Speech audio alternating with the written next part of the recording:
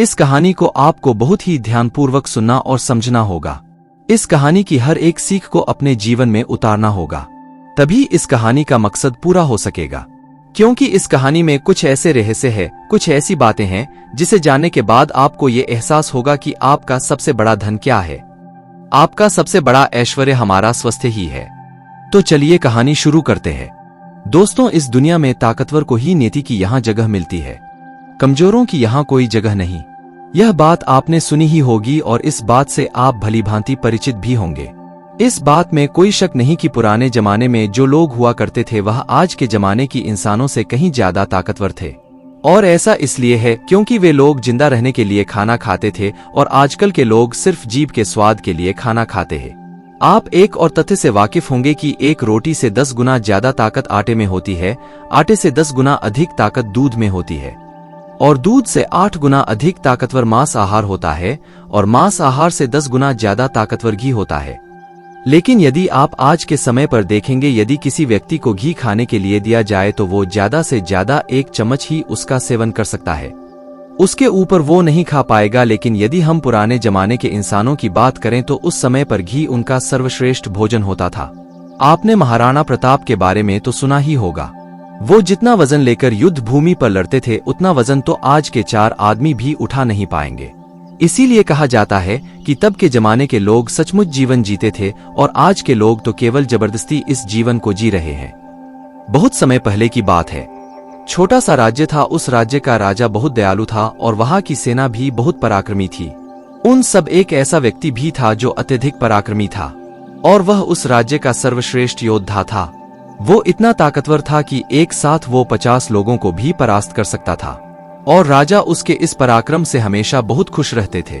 जब भी उससे कोई युद्ध करने जाता तो वो पहले 100 बार सोचा करता कि क्या उसे युद्ध करना आसान है, क्या उसे हराना आसान है।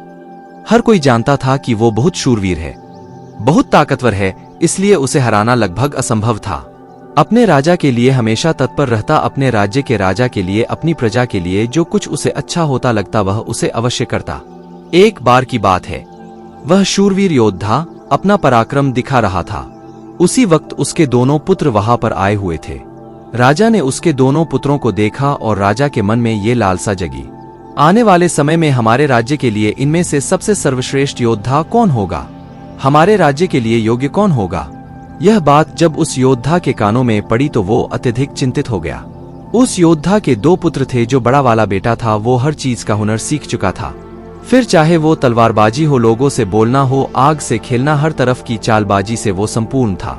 उसे जो कुछ भी सिखाया जाता वह उसे सीखने में निपुण था। वो बहुत जल्द उस विद्या को, उस कला को सीख जाता था। हर कोई यही कहता कि अगला योद्धा यही होगा, यही हमारे राज्य के लिए सर्वश्रेष्ठ योद्धा बन सकता है। लेकिन उस योद्धा का एक छोटा पुत्र भी था जो बहुत कमजोर था, जिससे कोई भी चीज सीखने में अत्यधिक समय लगता था और उसे देखकर कोई भी यह नहीं कहता था कि यह कभी योद्धा बन सकेगा। उसे उसके पिता ने बहुत कुछ सीखने का प्रयास किया, लेकिन वह कभी भी कुछ सीख नहीं पाया। ना ही तो वह अच्छी तलवारबाजी कर पाता था, ना ही उसे एक योद्धा की तरह जीना आता था। वो हमेशा आलसियों की तरह पड़ा रहता। जब भी वो योद्धा अपने दोनों पुत्रों को एक साथ देखता तो उसे बहुत चिंता होती, उसे बहुत तकलीफ होती, क्योंकि वह अपने दोनों पुत्रों को एक समान बनाना चाहता था। वो अपने दोनों पुत्रों में कोई फर्क नहीं समझता था। लेकिन जब भी कोई ये कहता कि बड़ा पुत्र अत्यधिक बलवान है, शूरवीर है, वह एक योद्धा जरूर बनेगा, और जब वहीं पर छोटे बच्चे के लिए कोई ये कहता ये तो कमजोर है, आलसी है, ये भला क्या कर पाएगा, यह सुन उस योद्धा को बहुत तकलीफ होती, बहुत दुख होता। लेकिन वो योद्धा यह जानता था कि इसमें उसके छोटे बेटे की कोई गलती नहीं है। उसका व्यवहार दूसरों से अलग है और ये दूसरों से थोड़ा कमजोर है, लेकिन इससे कुछ बातों का ध्यान रखना होगा, तभी ये दूसरों के साथ पराक्रमी बन सकता है, दूसरों जैसा तलवारबाज बन सकता है, दूसरों जैसा सर्वश्रेष्ठ योद्धा भी बन सकता है। इस बात का ध्यान रखते हुए वो योद्धा अपने उस बेटे को लेकर एक गुरु के पास पहुंचा। ये वही आश्रम था जहां उस योद्धा ने भी शिक्षा ग्रहण की थी। वह उस गुरु को भलीभांति जानता था और ये भी जानता था कि वो गुरु उसके छोटे बेटे को शिक्षा अवश्य देंगे, जिससे वह भी अन्य लोगों की तरह पराक्रमी और शूरवीर बन सकता है। वो भी उन गुरु के पास ले गया, उन्हें प्रणाम किया और कहने लगा, है गुरु, मैं चाहता हूं कि मेरा बच्चा आपसे शिक्षा ग्रहण करें। ये थोड़ा आलसी है, थोड़ा कमजोर है और ये कभी कुछ सीखना ही नहीं चाहता, जबकि मेरा बड़ा बेटा बहुत साहसी है, शूरवीर है, ताकतवर है, पराक्रमी है और इस राज्य को ऐसे ही लोगों की आवश्यकता है। लेकिन मेरा ये छोटा बेटा जो कि मेरी चिंता का कारण बना हुआ है, मैं चाहता हूं कि यह भी पराक्रमी बने, शूरवीर बने, ताकतवर बने, ताकि इस राज्य का हर कोई इसके भी गुण गाए। मैंने बहुत प्रयास किए, मैंने कई तरह के उपाय भी किए ताकि अपने जीवन में कुछ कर सके, कुछ सीख सके, लेकिन ये कभी कुछ सीखना ही नहीं चाहता। मैं चाहता हूं कि मेरे दोनों पुत्र एक बराबर हो, किसी में कोई कमी ना हो, दोनों को एक बराबर अधिकार मिले, लेकिन यह अपने आलस के कारण, अपनी कमजोरी के कारण हमेशा पीछे रह जाता है। मैंने इसे कई बार समझाया, लेकिन यह है कि मेरी बातों को मानता ही नहीं। मैं अपने दोनों बेटों में कोई भेदभाव नहीं रखना चाहता, मैं दोनों को एक बराबर बनाना चाहता हूँ। उस योद्धा की ये सारी बातें सुनकर वह गुरु उस योद्धा से कहते हैं, मैं जानता हूँ तुम्हारे पुत्र को क्या तकलीफ है, मैं इसे वैसा ही बना दूंगा जैसा तुम चाहते हो, लेकिन इसके लिए तुम्हें इसे कुछ दिन के लिए मेरे पास यहाँ पर आश्रम में छोड़ना होगा। और मैं तुम्हें यकीन दिलाता हूँ कि जब तुम वापस इसे लेने आओगे तो तुम्हें तुम्हारा यह पुत्र इस प्रकार नहीं दिखेगा, इसकी जगह पर तुम्हें वो पराक्रमी, वो ताकतवर बेटा मिलेगा जैसा तुम चाहते थे। वह गुरु अत्यधिक आत्मज्ञानी थे, बस उस योद्धा के पुत्र को देखकर यह समझ चुके थे कि उसे क्या तकलीफ है और उसे किस तरह से ठीक किया जा सकता है, उसे किस तरह से पराक्रमी बनाया जा सकता है, क्योंकि आखिर वो एक ऐसे योद्धा का पुत्र है जिसे अभी तक कोई हरा नहीं सका था। बस उसे इस बात का एहसास करवाना ही काफी था। गुरु के कहने पर अपने पुत्र को वहीं पर छोड़कर वापस अपने घर की ओर लौट जाता है। उसके बाद उस योद्धा का वह पुत्र एक शिष्य बनकर उन गुरु के आश्रम में रहने लगता है, वहां के सारे कामकाज करने लगता है, वहां पर वो सीखने लगता है, समझने लगता, और इसी प्रकार कई दिन बीत जाते हैं। और एक दिन सही समय आने पर वह गुरु उस योद्धा के पुत्र से कहते हैं, चलो आज मैं तुम्हें कुछ दिखाना चाहता हूँ। इतना कहकर वह गुरु उस योद्धा के पुत्र का हाथ पकड़ लेते और उसे लेकर एक पहाड़ी की ऊपर की ओर बढ़ चलते। उस पहाड़ी के ऊपरी छोर पर ले जाकर वह गुरु उस पुत्र से कहते हैं, आज मैं तुम्हें कुछ सिखाने वाला हूँ पुत्र, तुम्हें ध्यान से सीखना होगा, क्योंकि यदि तुमने आज ये बात नहीं सीखी तो तुम अपने जीवन भर कुछ नहीं कर पाओगे, कुछ नहीं सीख पाओगे और हमेशा लोग तुम्हें कमजोर और असहाय समझेंगे और उसी दृष्टि से तुम्हें देखा जाएगा। धीरे धीरे कई दिन बीत चुके हैं और अब तुम्हारे घर जाने का वक्त भी करीब आ चुका है, इसलिए आज मैं तुम्हें यहाँ पर लेकर आया हूँ ताकि मैं तुम्हें सिखा सकूँ, यह समझा सकूँ कि तुम इस धरती पर क्यों आए, तुम्हारे आने का क्या कारण है। इतना कहकर वो गुरु उस पुत्र को ऊपर की ओर इशारा करते हुए कहते हैं, ऊपर ध्यान से देखो उस चील को। उस चील ने अपने पंजों में अपना नवजात शिशु रखा हुआ है। वह चील ऊपर की ओर बढ़ती चली जा रही थी, इतनी ऊंची जाती कि बादलों को चीरकर ऊपर बढ़ती ही चली जाती और वहां पर जाकर वो अपने बच्चे को छोड़ देती। वो छोटा सा बच्चा डर गया, उसे यह समझ नहीं आ रहा था कि आखिर उस चील ने अपने ही बच्चे को इस तरह से नीचे क्यों फेंक दिया। गुरु और शिष्य दोनों इस दृश्य को बड़े ही ध्यानपूर्वक देख रहे थे। जैसे ही उस चील ने अपने उस बच्चे को नीचे की ओर छोड़ा, वो बच्चा तेजी से एक पत्थर की भांति नीचे की ओर गिरता चला जा रहा था और वह जब तेजी से नीचे आने लगा तो उसने कई बार कोशिश की, कई बार प्रयास किए कि वो अपने पंखों को खोल सके, फड़फड़ा सके, जिससे वह हवा की उस रुख का फायदा ले सके, वह भी उड़ सके। लेकिन उसके कई अथक प्रयास के बाद भी उसके पंख नहीं खुल पा रहे थे और वह एक पत्थर की भांति तेजी से नीचे गिरता चला जा रहा था। जैसे जैसे वो नीचे गिरता जा रहा था, उसकी माँ भी ठीक उसके पीछे ही थी। उसने ऊपर से अपने पंजे में फिर एक बार अपने उस बच्चे को पकड़ लिया। फिर वो चील अपने उस बच्चे को लेकर आकाश में ऊपर ऊंचाई की तरफ बढ़ती चली जाती है और फिर से वो ऊंचाई पर जाकर अपने बच्चे को ठीक उसी प्रकार छोड़ देती है। यह देख उस बच्चे को कुछ समझ नहीं आ रहा था कि आखिरी चील अपने बच्चे के साथ ऐसा क्यों कर रही है। यदि उसके बच्चे को कुछ हो गया तो फिर क्या होगा। चील लगातार इसी प्रक्रिया को दोहरा रही थी। गुरु अपने उस शिष्य का हाथ पकड़ते हुए बस पेड़ की ओर आगे बढ़े जहां पर वह चील रहा करती थी और उस जगह को दिखाते हुए वह गुरु उस पुत्र से कहते हैं कि इस जगह को ध्यान से देख लो, ठीक इसी जगह पर वह चील और उसका बच्चा इस पेड़ पर रहते हैं। तुमने एक बात और गौर की, इस पेड़ पर तुम्हें अनेकों फूल देखने को मिल रहे होंगे, लेकिन जहां पर ये चील और इसका बच्चा रहता है वहां पर तुम्हें एक भी फूल नजर नहीं आएंगे, क्योंकि फूल बड़े ही कोमल होते और वह चील चाहती तो इन फूलों को अपने साथ जहां पर रहती है उसे रख सकती थी, लेकिन वह जानती है कि फूलों में रहकर उसका बच्चा एक पक्षी बनेगा, लेकिन जब वह कांटों वाले घोंसले में रहेगा तभी एक चील बन पाएगा और एक चील के बच्चे को हर तरह की यातनाएं बचपन से ही सहनी पड़ती है ताकि वह अन्य पक्षियों की तरह कोमल ना बने, क्योंकि वह एक चील का पुत्र है और उसे चील की तरह अपना जीवन व्यतीत करना है। यदि वो बाकी पक्षियों की तरह बनेगा तो उसमें चील वाले वो स्वभाव नहीं होंगे और ना ही उसे कोई चील का पुत्र कह सकेगा। ठीक इसी प्रकार तुम भी एक शूरवीर योद्धा के पुत्र हो। यदि तुम चाहो तो अन्य लोगों की तरह अपना जीवन व्यतीत कर सकते हो, तुम फूलों का आनंद ले सकते हैं, लेकिन तुम एक योद्धा के पुत्र हो, इसलिए तुम्हें भी कांटों की राहों पर चलना ही होगा। इन कांटों की राह पर चलकर ही तुम अपने आप को मजबूत बना पाओगे, अपने आप को शूरवीर और पराक्रमी बना सकोगे। ठीक वैसा ही ये चील भी कर रही है। वह भी अपने पुत्र को पराक्रमी और शूरवीर बना रही है। वो अपने बच्चे को उड़ान भरना सिखा रही है। वह बार बार जाकर अपने बच्चे को इसीलिए नीचे पटक रही है ताकि उसका बच्चा खुद ब खुद उड़ान भरना सीख ले। जब भी चील किसी को जन्म देती है तो हर बार उसे वही सिखाना चाहती है जो उसने सीखा है। वह एक चील होने का उसे एहसास कराना चाहती है, किंतु यदि वही पुत्र किसी और पक्षी के घर पर जन्म लेता तो उसे इस तरह की यातनाएं ना सहनी पड़ती, उसे इस तरह से किसी भी क्रिया से ना गुजरना पड़ता। वह फूलों के घोंसले में रह सकता था, वह फूलों में पैदा होता और फूलों में ही खत्म हो जाता।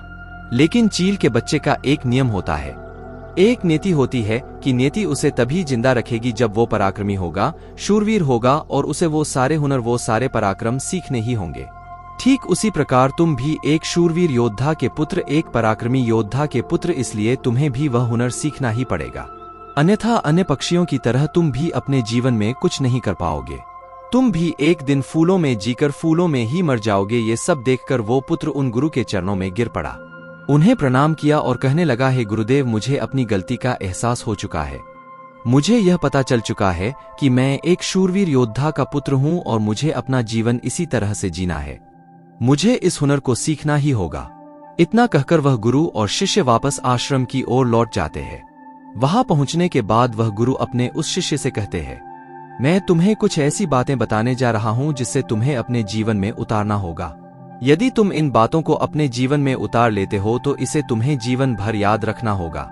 जो कुछ तुमने अभी उस चील से सीखा है वह तुम्हारे लिए एक ऐसी सीख है जिसे तुम्हें कभी नहीं भूलना चाहिए। लेकिन तुम एक चील नहीं हो और चील की बच्चों की तरह तुम इन ज्ञान को भी अर्जित नहीं कर सकते। आखिर तुम एक इंसान हो और तुम्हें इंसानों की तरह ही अपने शरीर को बनाना होगा। आज मैं तुम्हें कुछ बातें बताने जा रहा हूं जो तुम्हें अपने घर जाकर करनी होगी, जिससे तुम एक पराक्रमी योद्धा बन सकोगे और अपने शरीर को स्वस्थ रख पाओगे। क्योंकि एक शूरवीर हमेशा अपने शरीर का ध्यान रखता है, वो हमेशा अपने शरीर को चुस्तीला और फुर्तीला बनाए रखता है, जिसके कारण वो कभी बीमार नहीं पड़ता। तुम्हें भी इस बात का ध्यानपूर्वक ध्यान रखना होगा। तुम्हें सुबह जल्दी उठना होगा। 6 से 8 घंटे की नींद तुम्हारे लिए महत्वपूर्ण है, इससे ज्यादा कभी मत सोना। सुबह जल्दी उठकर अपना जो हुनर है उसका अभ्यास करना। जिस प्रकार तुम्हारे पिता एक योद्धा हैं पर सुबह उठकर अपने सभी हुनरों का अभ्यास करते हैं, ठीक उसी प्रकार तुम्हें भी सुबह उठकर अपने सभी हुनर का अभ्यास करना होगा। योगा प्राणायाम करना होगा, जिससे तुम्हारा शरीर पूरी तरह से स्वस्थ होगा और जितना तू अपने शरीर को स्वस्थ रखोगे उससे भी ज्यादा तुम अपने अंदर की शक्तियों को समर्थ बना पाओगे। और तुम्हें एक बात और याद रखनी होगी, जितना तुम्हें अपने ऊपरी शरीर का ध्यान रखना है उतना ही तुम्हें अपने भीतर के शरीर का भी ध्यान रखना है, अर्थात अपनी मानसिक शक्ति का भी तुम्हें ध्यान रखना होगा। इसे भी बढ़ाना होगा और ये मानसिक शक्ति तुम्हें ध्यान से मिलेगी। इसलिए हमेशा ध्यान करना, हमेशा सुबह उठकर प्राणायाम करना, हमेशा सुबह उठकर योगा करना, यह तुम्हें मजबूती प्रदान करेंगे। और यदि इसके बाद भी तुम सुबह जल्दी नहीं उठ पाते, तुम इस आदत को नहीं अपना पाते, तो मेरा एक और सबक याद रखना। जिस दिन तुम उठने में लेट हो जाओ, अर्थात जितना समय तुम देरी से उठो, अपने शरीर पर उतने ही कोड़े मरवाना। जब तुम यह क्रिया 4 से 5 दिन करोगे तो तुम खुद ही अपने आप में वो बदलाव देख पाओगे कि तुम अपने आप ही अपने समय पर उठना शुरू कर पाओगे। दूसरी बात जो तुम्हें हमेशा ध्यान रखनी है कि तुम्हें हमेशा स्वादिष्ट और स्वस्थ खाना ही खाना है। ऐसी चीजें कभी मत खाना जो तुम्हारे शरीर को नुकसान पहुंचाती है। हमेशा तुम स्वस्थ खाना ही खाना, जैसे हरी सब्जियां, फल, दूध, दही। तुम भोजन अपने शरीर के लिए करना, ना कि अपनी जीभ के लिए, ना ही स्वाद के लिए। अगली बात वो गुरु अपने शिष्य से कहते हैं कि जब भी तुम्हारे मन में कोई चिंता हो, कोई ऐसा विषय हो जिसे लेकर तुम बहुत चिंतित हो, तो ऐसी बात अपने घर परिवार में अवश्य बताना। यदि तुम इन बातों को अपने मन में रखते हो तो ये बातें तुम्हें मन ही मन कमजोर बनाती चली जाएगी ये चिंता तुम्हें अंदर ही अंदर खाती चली जाएगी और तुम खोखले होते चले जाओगे। और याद रखना, जब हमारा मन बीमार पड़ता है तो वो हमारे शरीर को भी बीमार कर देता है। इसलिए कोई भी बात कभी छुपाकर मत रखना, हर बात अपने घर वालों और अपने परिवार को अवश्य बताना। आगे वह गुरु अपने उस शिष्य से कहते हैं, हमेशा सकारात्मक सोच रखना, कभी भी नकारात्मक विचार अपने दिमाग में आने मत देना। सबके जीवन में उतार और चढ़ाव तो आते ही रहते हैं। सभी के जीवन में सुख और दुख लगा ही रहता है, कभी अच्छा तो कभी बुरा जीवन इसी प्रकार चलता है। तुम्हारे जीवन में समय चाहे कैसा भी क्यों ना आए, लेकिन तुम्हें हमेशा एक सकारात्मक सोच ही अपनानी है, जिससे तुम अपने जीवन में आने वाली कठिन से कठिन परिस्थितियों का सामना हंसते हुए और बड़ी ही सरलता से उसका सामना कर सको और जीवन में आगे बढ़ पाओगे। अगली बात जो तुम्हें याद रखनी चाहिए कि तुम्हें हमेशा मुस्कुराते रहना है, क्योंकि एक योद्धा यदि चिंतित हो तो उसका राज्य भी चिंतित हो सकता है। और तुम्हारी मुस्कुराहट से ही सबको ताकत मिलती है। तुम एक शूरवीर योद्धा के पुत्र, तुम्हारी हंसी तुम्हारे चेहरे से अलग नहीं होनी चाहिए।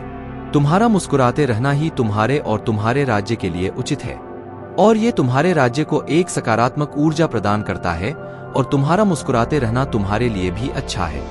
यह तुम्हारे भीतर सकारात्मक ऊर्जा का प्रवाह करता है। गुरु अपने उस शिष्य को आखिरी सीख देते हुए कहते हैं, हमेशा अपने जीवन में दान पुण्य करते रहना, इससे कभी पीछे मत हटना। तुमने देखा होगा कि राजा महाराजा ऐसे होते हैं, क्यों दान के समय पर उनसे जो मांगा जाए वो सब देने के लिए तैयार हो जाते। फिर चाहे आप उनका राजपाट ही क्यों ना मांग ले, दान पुण्य करना अत्यधिक जरूरी है। और ऐसा नहीं कि दान में तुम केवल धन ही दो, तुम किसी की मदद भी कर सकते हो।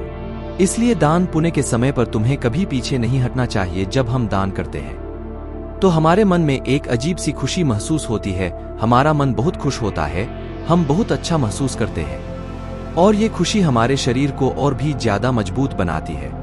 लोगों में यह गलत धारणा है कि जब हम दान करते हैं तो हमारी संपत्ति घटती है, लेकिन ऐसा नहीं है। जब हम दान करते हैं तो इससे हमारी संपत्ति घटती नहीं बल्कि बढ़ती चली जाती है। इसलिए दान करने से कभी पीछे मत हटना। जब भी तुम्हें मौका मिले, जैसा भी तुम्हें मौका मिले, तुम दान अवश्य करना। इतना कहकर गुरुवर शांत हो गए और शिष्य उन गुरु के चरणों में प्रणाम करके उनसे कहता है, हे गुरु, आपने जो मुझे शिक्षा दी है, ये शिक्षा मैं अपने जीवन भर याद रखूंगा, इसे मैं कभी भुला नहीं पाऊंगा। हे गुरु, अब मुझे आज्ञा दीजिए, मैं अपने घर जाना चाहता, अपने पिता की तरह एक पराक्रमी योद्धा बनना चाहता हूँ। इतना कहकर वह शांत हो जाता है और गुरु उसे आशीर्वाद देते हुए उस शिष्य को उसके घर जाने की आज्ञा प्रदान करते हैं।